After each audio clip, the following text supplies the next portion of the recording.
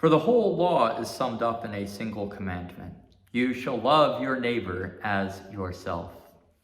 Dear friends, those words come to us from the 5th chapter of St. Paul's epistle to the Galatians, the section of that book of the Bible that we will actually hear this upcoming Sunday during worship.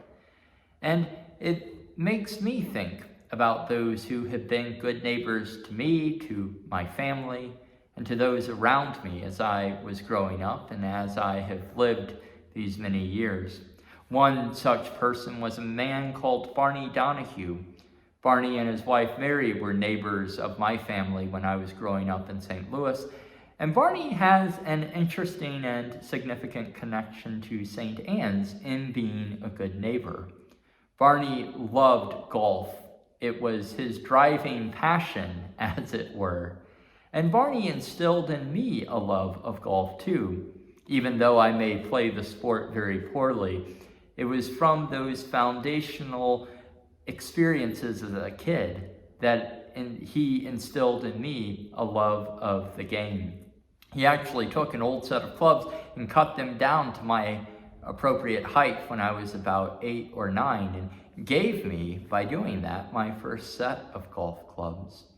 And over the years, as I have engaged in the sport with whatever frequency or infrequency it may come by, I always remember Barney. And so it is in remembering him too that I approach our annual golf tournament, which is coming up in just a few short weeks at the beginning of July.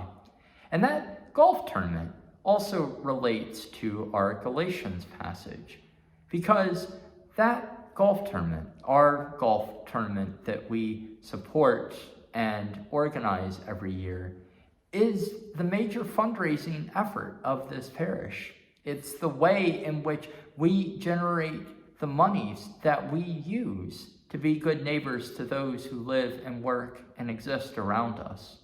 And this golf tournament in particular is a special one this year, because not only is it my first golf tournament with you all as your rector, but it's also the 20th anniversary of the inauguration of this event. 20th anniversary of the Moors putting in the great effort to organize and sponsor and to coordinate all of this work.